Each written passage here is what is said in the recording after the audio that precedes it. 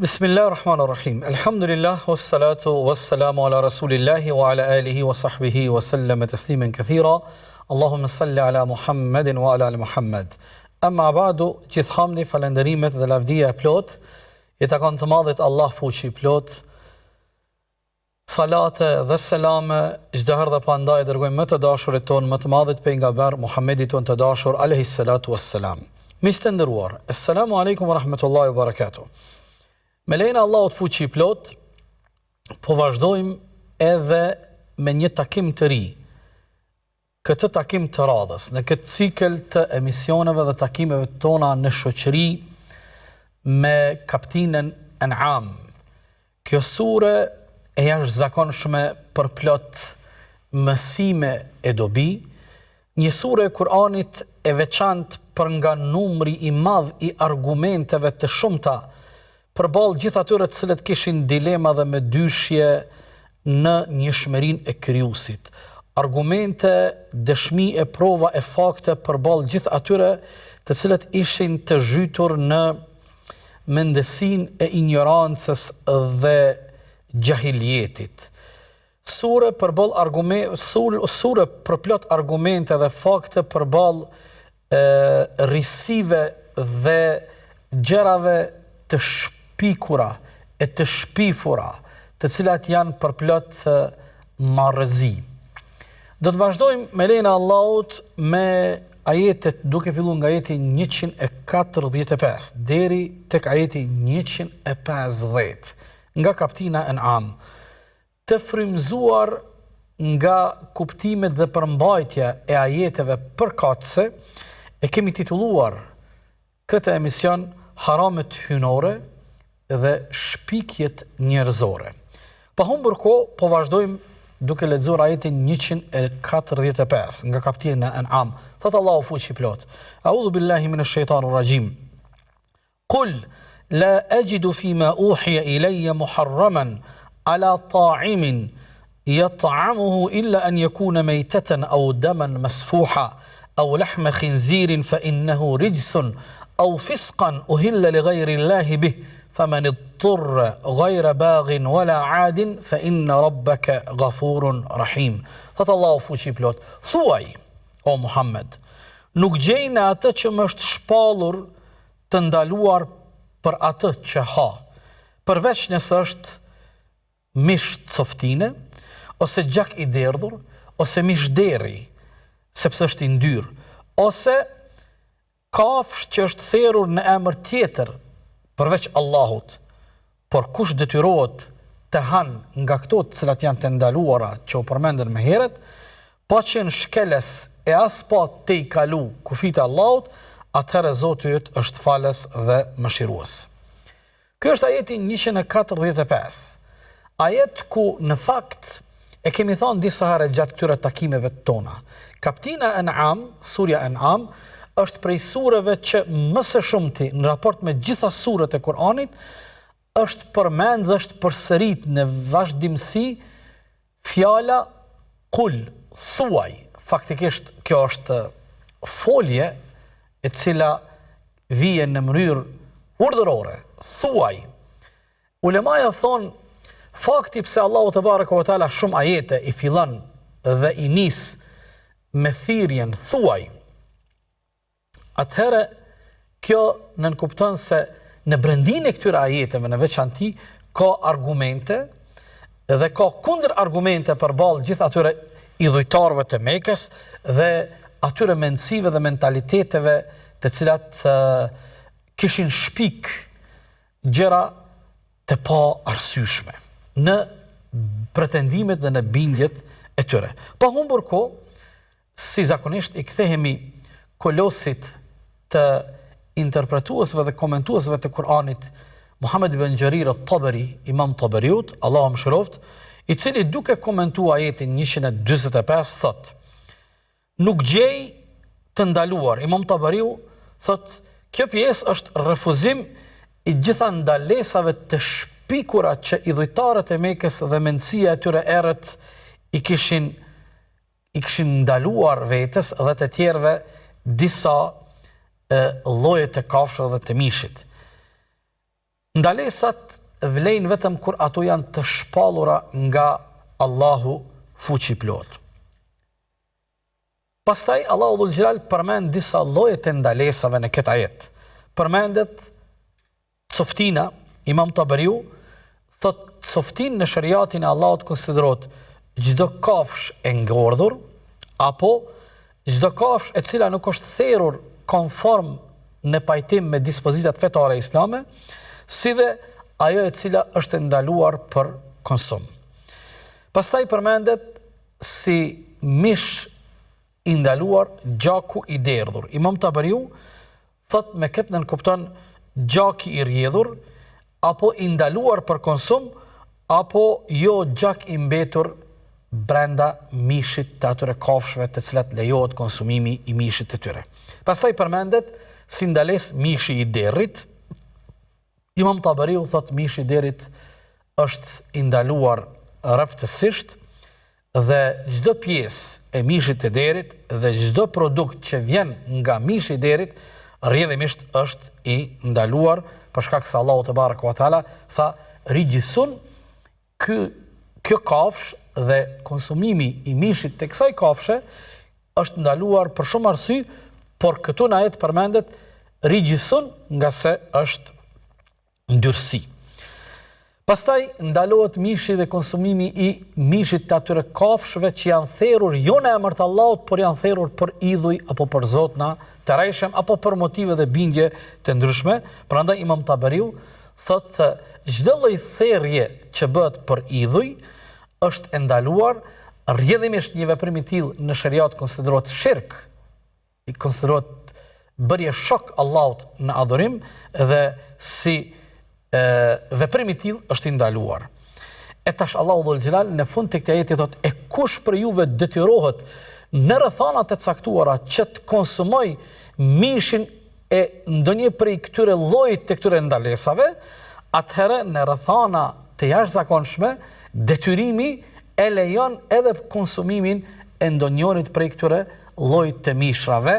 Thot Imam Tabariu, vetëm aq sa njeriu ka nevojë për ta shpëtuar jetën e tij dhe normalisht kur bëhet një gjë e tillë bëhet pa dëshirë, domethënë kur ti je i detyruar vin rrethana të caktuara, po e zëm jemi në rrethana lufte, njerëzit nuk kanë ushqim tjetër dhe dëshirojnë të vdesin nga mungesa e ushqimit dhe urria e cila i atakon dhe kemi vetëm kafshë të ngordhura apo nuk janë prerë në formën adekuate konform rregullave islame, apo kemi vetëm mish të derit e kuta diune, në rrethana të tilla lejohet aq sa njeriu konsumon për ta shpëtuar jetën e tij dhe kjo nuk bëhet me dëshirë, po bëhet në mënyrë të dhunshme, po themi, përkundër dëshirës dhe vullnetit, por rrethanat janë të atilla, prandaj Allahu thotë, nëse jeni të detyruar të përdorni ndonjërin prej këtyre ndalesave.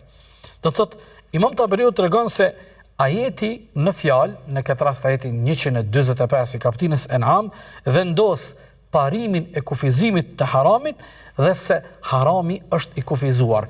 Harami nuk është diçka që njerëzve çfarë t'ju vijë në mendje dhe në teket e tyre dhe ata konsiderojnë të ndaluar apo të lejuar, por kjo i takon dhe i mbetet vetëm Allahut te baraka wa taala.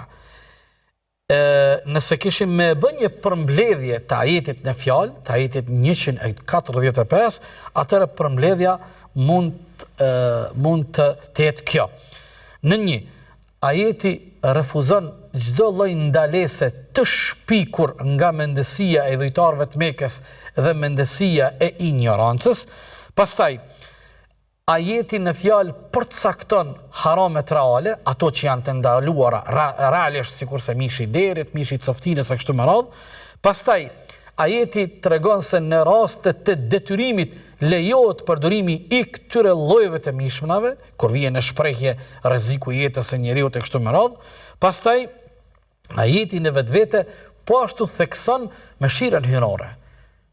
Thekson mëshirën hyrore, si dhe ajeti përmbyll duke korrigju dhe duke përmisu devijimet e mëparshme që kanë qenë prezente në mendsinë e idhujtarëve të Mekës dhe shoqërisë së Mekës në atë botë. Vazhdoj me ajetin 146, thot Allahu dhul xhelal: "Wa 'ala alladhina hadu harramna kulla dhi dhufurin wa min al-baqari wal-ghanami harramna 'alayhim shuhumahuma إلا ما حملت ظهورهما أو الحوايا أو ما اختلط بعظم ذلك جزيناهم ببغيهم وإنا لصادقون." Thot Allahu dhul xhelal, ndërsa për ata që janë hebrej, qifut, ne u andaluam çdo kafsh me thundra dhe nga lopët dhe delet u andaluam dhjamin e tyre, përveç atij që është mbi shpinë ose në zorë, ose që është i përzir me kocka. Kështu i ndeshkuam për shkak të padrejtësisë së tyre dhe ne jemi të vërtetë. Më lejoni këtë ajet, i cili është shumë interesant, t'i kthehemi dhe t'i referohemi komentimit të Imam Tabariut se si e komenton dhe e shpjegon Imam Tabariu ajetin 146. Thot Imam Tabariu, për ata që janë hebrej, bëhet fjalë për Bene Israelit. I tharët e librit, në veçanti për Bene Israelit, e këtu është fjala për hebrejit. Këto ishin ndalesa specifike për ta.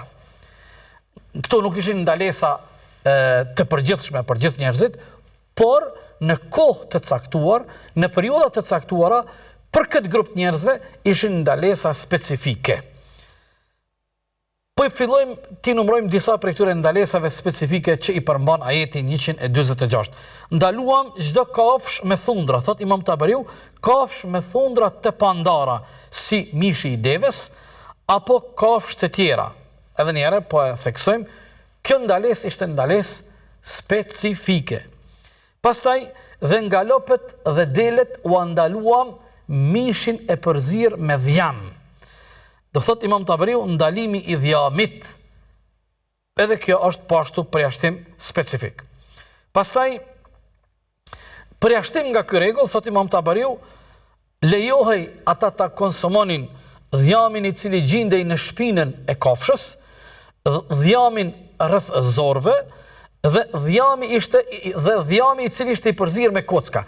Shqeni vëllezër dhe ju motra, tash këto me lexu ajetin kështu, kjo neve na duket e thjesht, por nëse ne dëshirojmë me respektu ajetin në fjalë, për shkak të këtyre ndalesave specifike, praktikisht është shumë e sikletshme.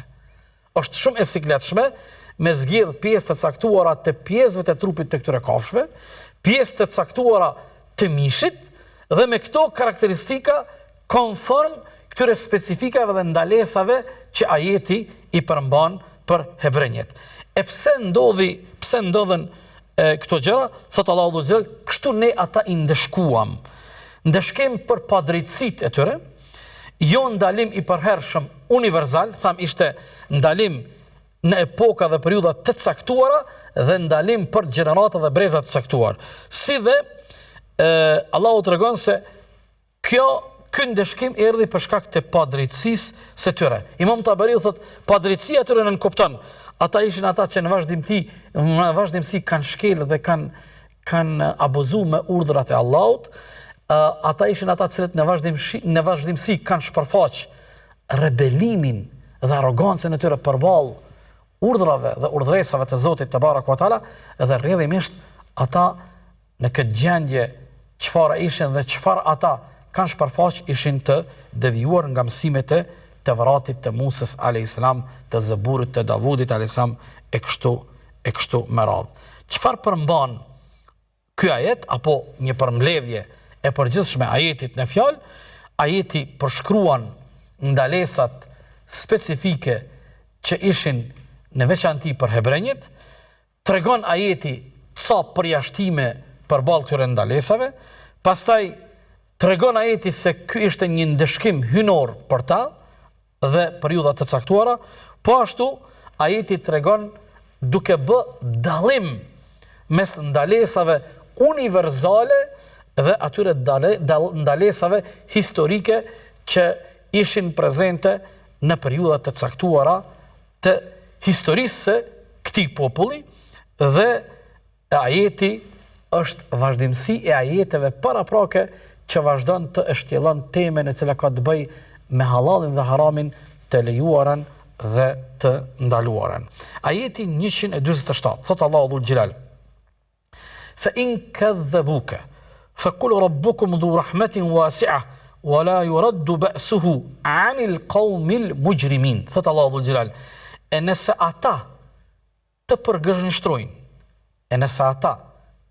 përgënjeshtrojnë, thuaj, Zoti juaj është me mëshirë të gjerë, por dënimi i tij nuk kthehet dhe nuk largohet nga një popull fajtor. Imam Tabariu, Allahu mëshiroft, e komenton ajetin 147. Thot, nëse ata të përgënjeshtrojnë, fjala është për ata mohues të cilët kanë refuzuar dhe kanë kundërshtuar argumentet të cilat kanë ardhur nga Zoti fuqiplot. Apo fjala është për një kategori tjetër të njerëzve që refuzojnë halalin dhe haramin. Do thot, nuk janë të bindur dhe nuk respektojnë këto ndalesa hynore nga Allahu te baraka wa taala. Dhe rrjedhimisht ky përgënjeshtrim i tyre nënkupton se ata përgënjeshtrojnë pejgamberët dhe profetët e Allahu te baraka wa taala. E nëse kjo ndodh, atëra ajeti thot, Zoti juaj është me mëshirë të gjerë. Ju po kundërshtoni, po refuzoni, por Allahu dhul Gjelal dëshiron edhe një rast, edhe një shans atyre të ju afron, duke thënë se Zoti i juaj është me mëshirë të gjerë. Do thot Allahu dhul Gjelal nuk i ka dënu ata me njëherë pasi ata kanë fillu kundërshtimin, refuzimin, rebelimin, talljen, madje në periudha të caktuara disa prej tyre kanë qenë edhe agresiv. Kurani na tregon se ata kanë guxuar dhe të vrasin pejgamberët e Allahut dhul Gjelal. Prandaj Allahu u ka dhënë kohën e duhur, ju ka jap mundësinë dhe shansin që të pendohen. E nëse ata nuk e kapitalizojnë mëshirën e Allahut dhe afatet që Allahu atyre u ka dhënë, atëherë nëse vjen momenti i hidhrimit dhe dënimit të Allahut, atëherë Allahu paralajmëron se po erdhi ky moment, atëherë dënimi i Allahut nuk kthehet prapa. Nga se ata e kanë meritu me fajin e tyre, me kokëforcin e tyre, me këmbgullin e tyre, me padrejtësit që ata i kanë përhap gjithandej, dënimin dhe ndëshkimin e Allahut te baraka wa taala. Nëse i bëjmë një përmbledhje ajetit 147, atëherë rezultati na del se ajeti 147 në përshkruan reagimin dhe mohimin e këtyre mohuesve, ajeti e thekson në mënyrë të veçantë mëshirën e gjerë të Allahut fuqiplot, i cili është Ar-Rahman dhe Ar-Rahim, i gjithë mëshirshmi, mëshiruesi. Pastaj brenda ajetit ka paralajmërim për dënimin dhe hidhrimin e Allahut. Ajeti na tregon se Allahu dhul Gjelal nëpërmjet këtij ajeti vendos një balancë dhe një ekuilibër mes mëshirës dhe drejtësisë, mes mëshirës së Allahut dhe drejtësisë së Allahut. Nëse ata e kapitalizojnë dhe e konsiderojnë afatin që Allah nuk i dënon më njëherë dhe rrjedhimisht i prik mëshira e Allahut, kjo është mëshira e tij. Por nëse ju vjen dënimi, është drejtësia e tij dhe pikërisht vetë fakti që Allah nuk i dënon ata më njëherë, kjo tregon një balancë mes mëshirës dhe drejtësisë Allahut te baraka wa taala. Kemi ardhur në mes të këtij takimi, dëshiroj të bëj një pushim të shkurtër dhe më njëherë pas pak inshallah taala do të kthehemi me ajetet e mbetura për sot që kemi planifikuar të lexojmë së bashku dhe të mësojmë dhe të kemi dobi nga drita dhe thellësitë e këtyre ajeteve të jashtëzakonshme. Pas pak do të takohemi inshallah.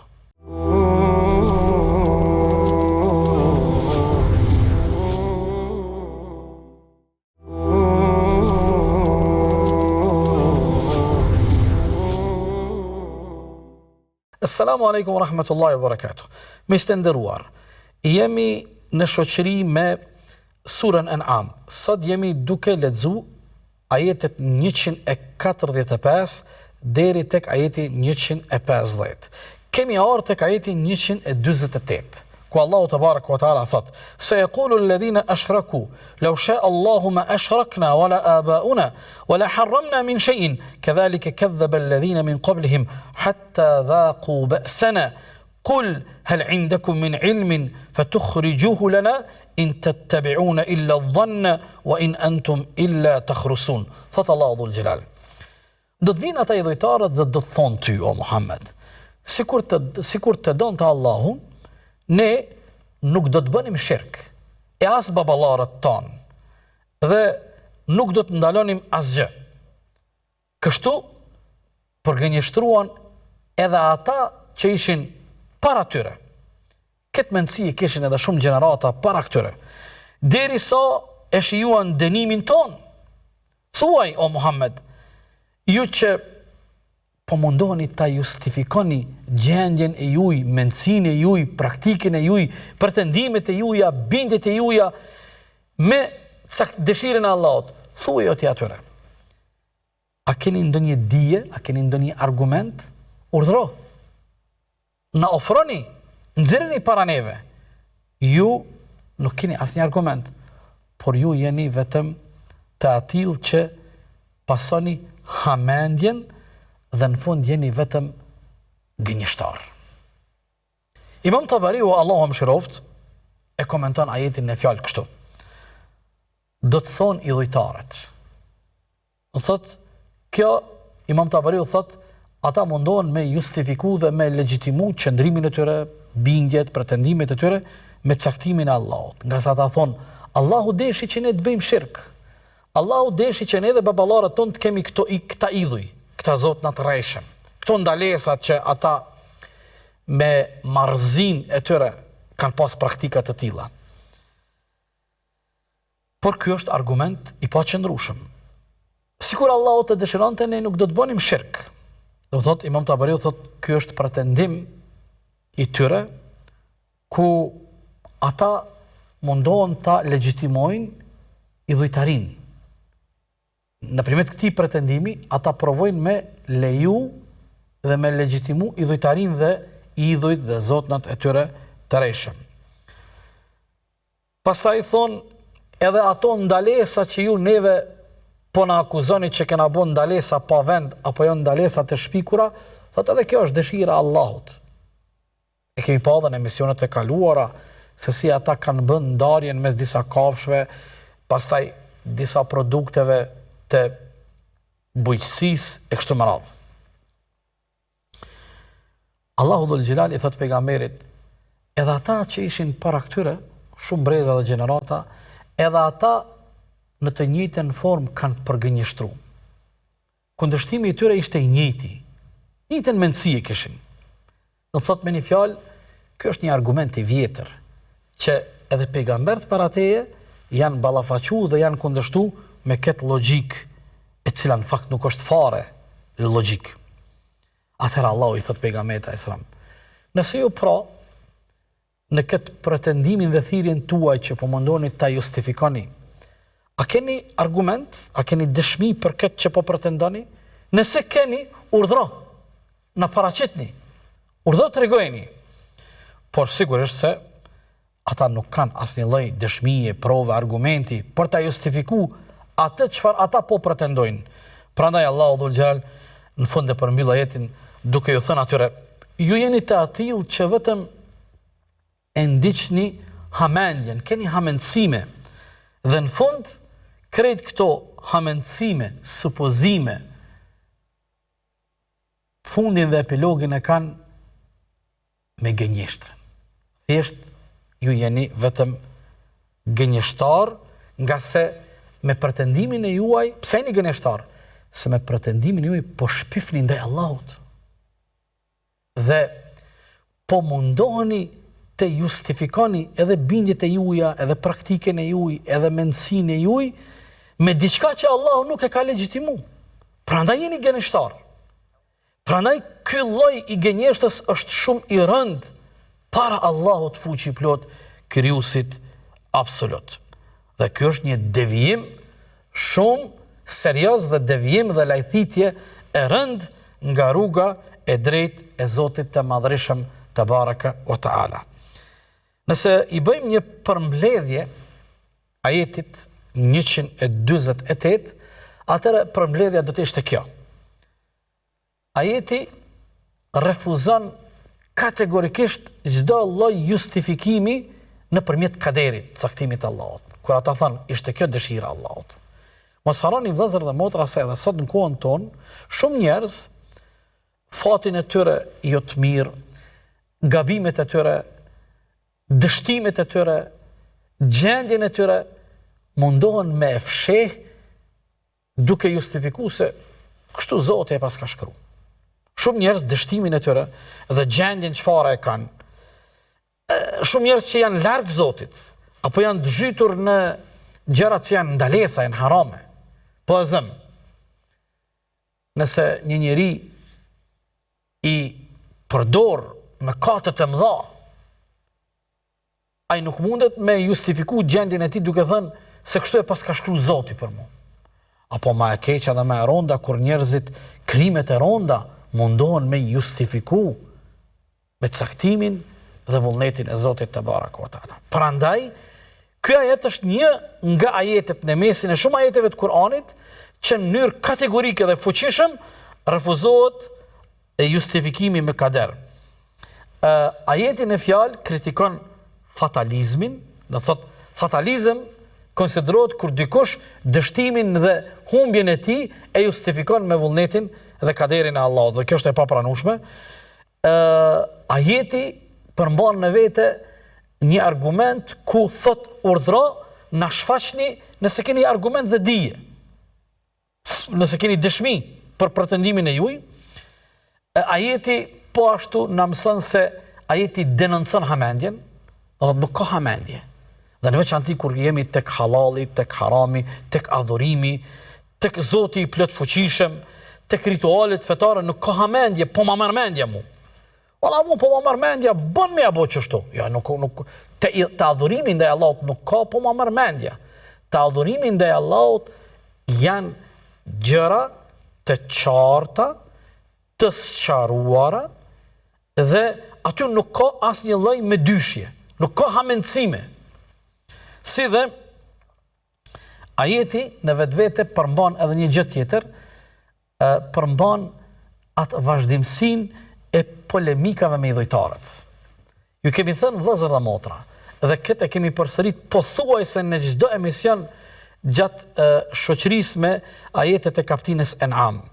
Një prej objektivave kryesore të këtyre ajeteve, kaptina En'am është kapitine e cila përmban, është kapitine gjatë, 165 ajete. Pothuajse në çdo ajet, nga ajeti i parë e deri tek ajeti i fundit, pothuajse në çdo ajet polemika me idhujtarët është e vazhdueshme. Do thotë kjo sure, sikur nuk lën asnjë hamendje, asnjë dilem, asnjë dyshim, asnjë praktik të atyre idhujtarëve dhe asaj mendësie të përplot marrëzi që nuk e sqaron. Çdo dilem Allahu e sqaron nëpërmjet ajeteve të kësaj sure. Nuk mbetet asgjë e pasqaruar, e paditur. Asnjë veprim nuk mbetet bën apo nuk bën, lejohet apo nuk lejohet.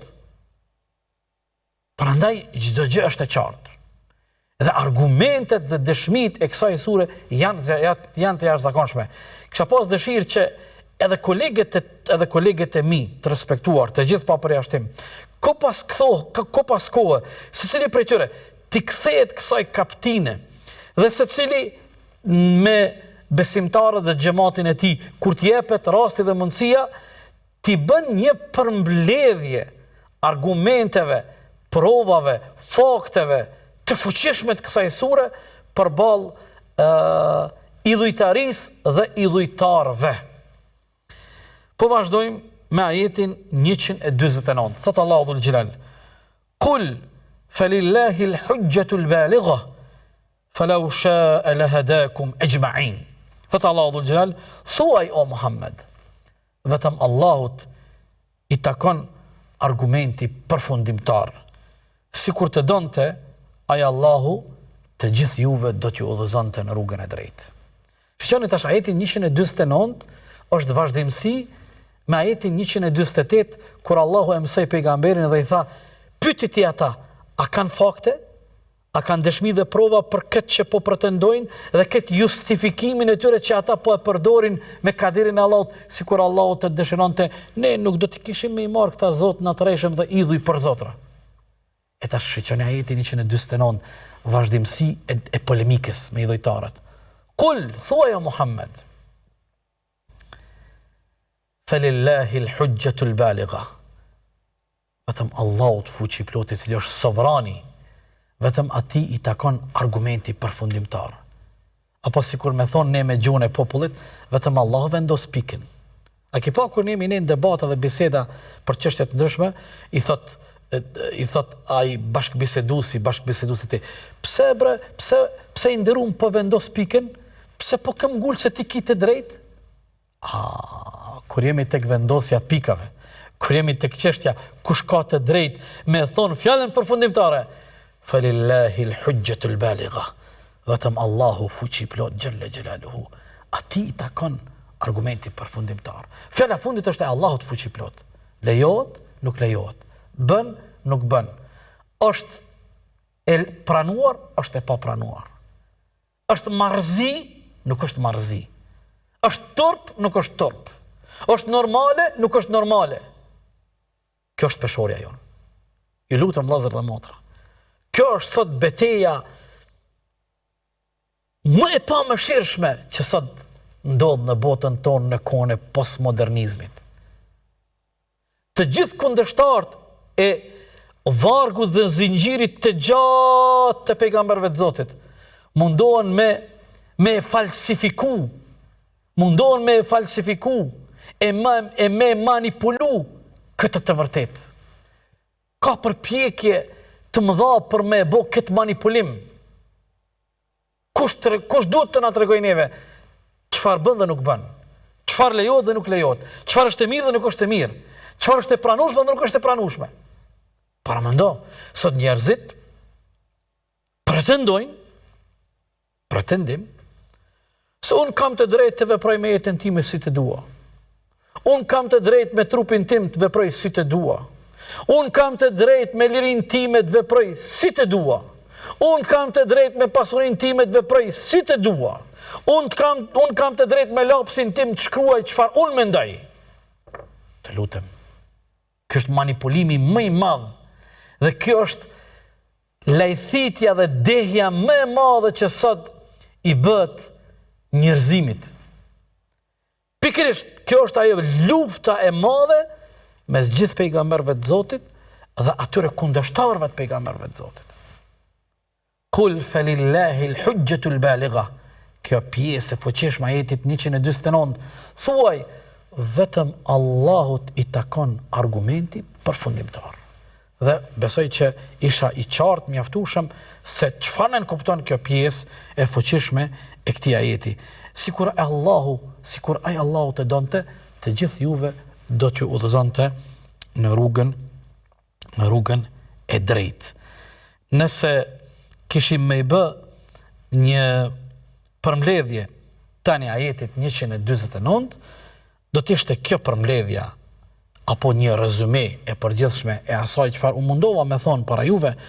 Ajeti konfirmon argumentimin përfundimtar hynor, refuzon çdo lloj justifikimi dhe legjitimimi duke u mshef mas caktimit dhe dëshirës së Allahut, thekson fuqinë absolute të Allahut fuqi plot, vendos përgjegjësi njerëzore, si dhe ky ajeti 149 dhe tham është vazhdimsi e përgjigjes për ajetin 148 dhe ajo polemika e cila vazhdon me idhujtarët. Ndërsa, për sot, ajeti fundit 150.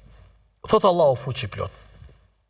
قل هلم شهداءكم الذين يشهدون أن الله حرم هذا فإن شهدوا فلا تشهد معهم ولا تتبع أهواء الذين كذبوا بآياتنا والذين لا يؤمنون بالآخرة وهم بربهم يعدلون. Thot Allahu dhul Gjelali, thuaj, sillni dëshmitarët tuaj që dëshmojnë se Allahu i ka ndaluar ato. Kemi po nga emisionet e kaluara edhe nga ajetet me më parshme, ata nga epshi dhe teket e tyre, nga pretendimet e tyre, kanë shpik ndalesat e caktuara. nëse ju po pretendoni se keni të drejtë, sillni dëshmitar. Keni dëshmitar?